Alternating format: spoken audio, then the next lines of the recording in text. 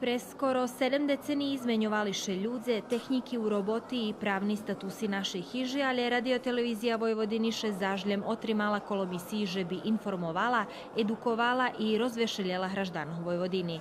Rozvoj radioteleviziji Vojvodini nahlo pretarnuti 1999 roku na dzeň novinarstva pre bombardovanje budinku na Mišeluku.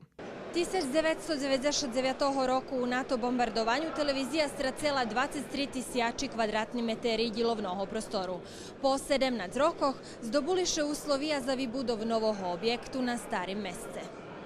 Radiotelevizija Vojvodini s pomocu vladi Srbiji, vladi Vojvodini i Horodu Novog Sadu počala aktivnosti na vybudovi novog objektu, kotri ponuknje ljepši uslovija za robotu i objedinji šitski programni celosci na jedne mesce. Kao što vidite, ovdje je maketa nove zgrade od 14.800 kvadratnih. Jak vidno, tu maketa novog objektu, kotri bude veljki 14.800 kvadratni meteri.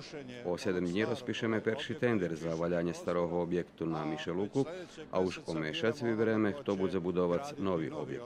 Naš cilj, že by sme še o 2,5 roky preseljeli do novog dilovnog prostoru. U studiju M dodzeljena nagrada Slavoj Hadžić Dzešata Pošore, kotru toho roku dostala Svetlana Miljanić za dokumentarno-obrazovni programi, a tiž dodzeljeni i ročni nagradi robotnikom radioteleviziji Vojvodini.